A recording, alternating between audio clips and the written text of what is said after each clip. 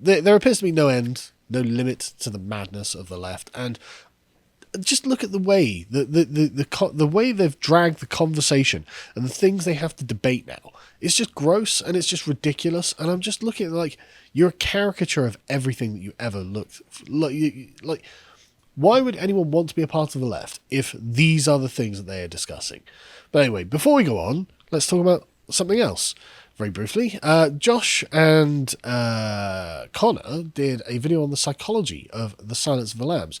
Now, Josh's speciality, he's got a master's degree in psychology, so and Connor is definitely someone who I would have interjecting on this subject. So they did a premium video on the psychology of The Silence of the Lambs. It's really good, actually, because you get to actually learn about these things in detail. Because I don't know anything about it. To me, it's just a horror movie. But apparently there's a lot more to it. So if you want to support us, go over to lotus.com, sign up and watch that because it was really good. Anyway, moving on. That's about queer Islamophobia. Now, do queer people have a reason to be Islamophobic, Mike? Well, if it means fear, then yeah. But phobia tends to mean irrational fear. And it's it's a pretty rational fear. Yeah. Well, not according to Pink News, which is one of my favourite outlets that... actually has me blocked on various platforms. Being queer doesn't excuse your Islamophobia. LGBTQ plus Muslims need your allyship, not your bigotry. As a group of people, we often face forms of bigotry, discrimination, and threats of all kinds, from internal and external communities. The bigotry is coming from within the Muslim community. Keep going. Don't be an Islamophobic bigot, though. We often face homophobia within our familial and cultural environments, as well as Islamophobia perpetuated by the world around us. It's this week in the progressive stack, folks. It's a race to the top, isn't it? Or the bottom. I forget how the progressive stack works. Who's more oppressed, tops or bottoms? The most oppressed people are definitely on the top, according to the progressive stack. But according to gays, it's the bottoms. I'm trying to do it. But that's how it works in Islamic countries, right? It doesn't count as gay if you're a top.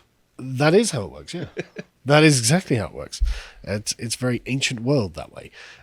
Some people within these spaces often justify their perpetuation of anti-Muslim bigotry by citing anti-LGBTQ plus legislation and unjust treatment of LGBTQ plus people in certain Muslim-majority countries around the world, which is, of course, completely unacceptable. So you've got a particular culture that, I mean, if you look at the death penalty for homosexuality, it's all in this culture. And yet, if you're gay and you don't want to be stoned to death, you're not allowed to be anti-Muslim, even though Islam is anti-gay. The progressive stack is basically a caste system, but it's not like traditional caste systems where everyone knows their place and stays there. Everyone's constantly jockeying for prime position in the pyramid, except straight, white, cisgendered, able-bodied, etc. men. Well, those are the only people who they're the who know their place. And they're literally the untouchables. Last place. Yeah. But everyone else, it's women are most oppressed. No, blacks are most oppressed. No, Muslims are. No, gays are. Do any of you ever feel pathetic? Just a little bit. Even the proud, steadfast Muslims are resorting to victim fighting with the gays. I thought they had nothing to hide in that department. Like Connor and Callum were talking about yesterday. Yeah, we're Muslims. We do oppress the gays. We're proud of it. Come to my house and you'll be leaving off the roof. Get God right. literally tells me to do it. I do not endorse that message, by the way. I'm just being Yes, but this is your anti-Muslim bigotry that you shouldn't be perpetuating just because you don't think we should kill gay people for being gay. Who do you think's going to win if we leave this sort of minoritarian ideology to run roughshod and play out to its logical conclusion? I think the people who are going to kill their political opponents are going to win. Yeah, the whole world's going to end up converting to one thing, and it's not going to be the gays or the trans or the women. I think it'll be the Muslims. They can play victim to everyone, even the people they're stringing up in the street. Lenin famously predicted that the final war to end all wars will be fought between Muslims and communists. And you can see why. They appear to be the two most ruthless systems out there. And he seems to have been correct. The two least ruthful ones. Because these people are, of course, all communists. Yeah. And communists have a habit of eating themselves, figuratively at first. Then, literally, because they run out of food. And this is all communism, but it's not communism based on the workers or the poor. It's communism based on race and Yes. on gender and sexuality. Intersectional communism. Yeah, and it's spread a lot wider and faster than the old kind, but it'll fall into a cannibal holocaust just as fast and wide. I think there's going to be nothing left over but Islam in the end. I, for one, welcome Inshallah, brother. whichever overlords take I mean, over to be Britain. fair, right? As straight men, we actually stand to benefit from the Islamic takeover. I mean, this is something I've decided to start threatening progressives with. It's like, listen, right? I was happy being like an old-fashioned English liberal, but if you're going to push me to it, I'm happy to convert to Islam, and then I'll be in charge. I'm going to operate the Sharia enforcement squads. I'm going to be the most Muslim. Anyway. It's got a better track record than whatever the heck this nonsense is. And I won't have to listen to how I'm an oppressor because I'll be actively oppressing. Anyway. Just a warning, that's all. They also say, this is hilarious, it's also problematic to generalize millions of people, and this further contributes to an Orientalist perspective that homogenizes the diversity of Muslim communities and thought. The problem with this is actually we asked Muslims what they thought. And it turns out it's not a stereotype. We literally just were like, do you think being gay is immoral? And they were like, yeah. Almost all of them, actually. You get this kind of level of agreement, you can generally call it quite homogenous. Only 3 countries in the Muslim world do as many as 1 in 10 Muslims say that homosexuality is morally acceptable. So Uganda, 12%, Mozambique, 11%, Bangladesh, 10%, were the most permissive Muslim countries when it comes to homosexuality. All of the others were 90x%, where they were like, no, it's wrong in every case. So yeah, that's... And they're probably pointing at what's going on in the West and saying, this is why. If you give them an inch, this is what they'll take. Maybe they are. So it's hardly a stereotype if that's literally what they think. But anyway, moving on to more progressive madness. Did you see this person? Well, there were lots of thoughts that this is a 4-dimensional chess troll, right? Yeah. If some guy dresses up. I like to tell myself he is for the sake of my own mental health. Turns out it wasn't.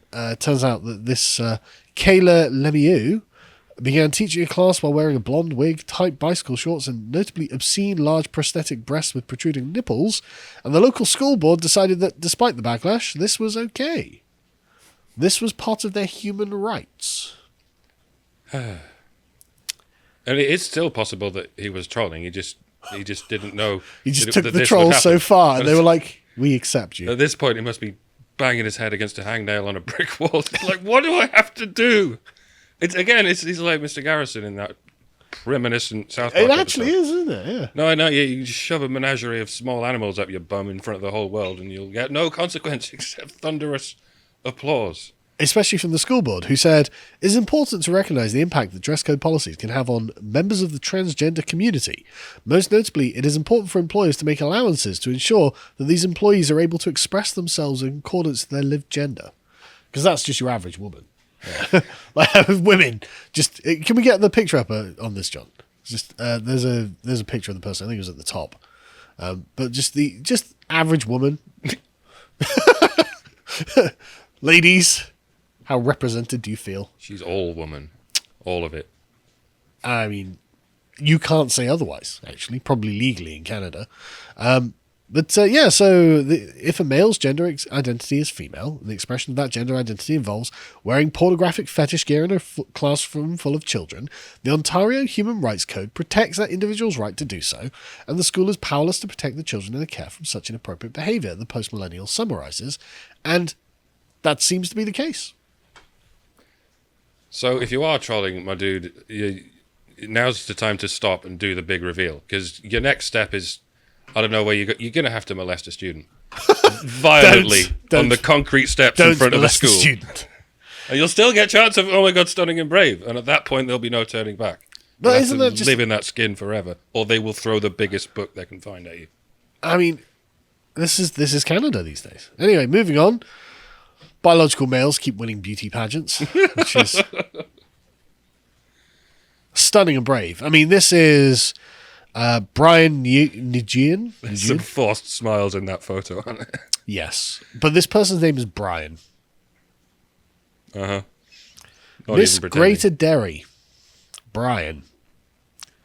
Now, There's one. There's one girl at the bottom right who's not impressed. Yes. That's like the Leah Thompson situation all over again. Yeah, well done. So stunning and brave. No, I'm not actually so angry that a man won a woman's beauty contest. I'm more concerned about the beauty of said man. Yeah, that's the other thing. Because, I mean, if you can see like some South American, like transgender beauty contests. Some of them are good. Some of them have done At- a very at good what they work. do. Yeah, exactly. Mimicking a woman and a woman's aesthetic. Brian doesn't seem to be very beautiful to me. Now, that's obviously my subjective perspective on it. And a lot of people's, I think. Fat-phobic people. Yes. But fat phobia is based. Anyway, so yeah, Brian Nugent, I can't pronounce it. Win. It's just win. Yeah. I don't know why it's spelled like that. It's just win. Miss Greater Derry 2023 got him a crown and a scholarship. I mean, they literally call it him in Evie magazine. So, I mean, they're not even saying her. He was named. I think it's actually scroll down a bit. Sorry, just am I reading this right? Scroll down to the text. Like, I must have got this from somewhere, but like anyway, he was announced to be inspirational to young women between the ages of 17 to 24. I'm Brian Nugent. I'm 19 years old. I'm currently a freshman at Nausha Community College, majoring in business management, and hashtag Queens are everywhere. Just okay. This is a media movement that helps the next generation develop self-confidence, realize their potential, and become the leaders of their destiny. And so one woman replied to this being like, yes, Miss America will no longer be about women. Men want to make us irrelevant. How is he an inspiration to women? Women can't do what he just did. Women, Unless they transition to men and then transition back to... women can be just like Brian, all right? I have a confused... My mind brain has a hurt pain. Yeah, well, I mean, good luck explaining it. But anyway, let's move on to the trans war on gays. I'm not the one who declared it. Mermaids are the one who declared it. Ooh. They apparently attempted to shut down the LGB Alliance because they were like, how dare you not include gender identity in your sexuality advocacy movement?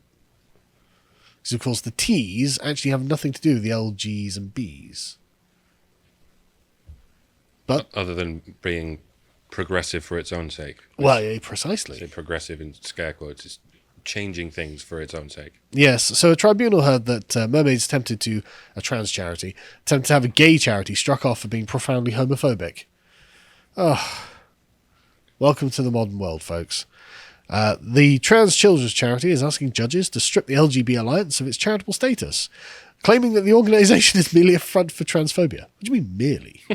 Like, that's a big claim in the modern era. You've got to work really hard to be a front for transphobia. But the representatives from the LGB Alliance said that Mermaids had not suggested this, and this was all bull. But anyway, I'm just going to move on. Yeah, it's the progressive stack fight again. Yeah, Trans versus gays. 2 men enter, 1 man leaves. Yeah. That came out wrong. Has a different ring to it now. That came out wrong too. That came out wrong. There's an accidental innuendo in every corner of this shenanigans. It's fractally hysterical. And by hysterical, I don't mean of the womb, which is what it means. See, there's another one. This is all rather transphobic, I disavow. Moving on, though, you can't exactly turn to religion these days because, of course, the Catholic Church is producing wonderful Catholic teachers like this trans teacher, Mr. George White, I believe, who's teaching in UK schools at the moment in Leicestershire. George is trans and he teaches religious education at St. Paul's Catholic School. He says it's really important that kids hear about LGBT issues from a young age and hopes his journey about an openness about being trans will help others struggling with their gender identity. This is why Islam is going to win. Regardless of the child or what the child or family's beliefs are, at some point in life, they're going to encounter someone who's different. Oh, no way. People who are different to themselves encountering in real life. I think it's pretty much impossible to follow the Christian religion and the Christian call to love your neighbour if you don't know what your neighbour might be going through. Well, they have a transubstantiation is They do. Is what most Catholics understand by trans. I guess if you can turn wafers into the literal body of Christ, then you can see how they'd join those dots. I if suppose they're really stretching. I suppose that you can, but yes. So basically, the Catholic Church is lost. Like the Catholics, the point of this person's argument, though, is of course it follows from Christian doctrine. And what sort of people does Jesus hang out with? If Jesus were born in one day, would he be woke? Probably. Look forward to the comments on this. Anyway, so that's just things that have come across my timeline that are just like, oh god, like I just can't imagine giving a damn about the wokeists at this point and what they think and what they want either. Just don't care. End of minoritarian civilization, please. If you appreciated that segment from the podcast of the Lotus Eaters, you can go to lotuseaters.com to get access to all the content we have on the site, such as the articles we do. This one from Carl on the 2021 census. What's the damage? And if you'd like to follow what else we're putting out, you can follow us on Getter at lotuseaters_com on Getter. Thank you and goodbye.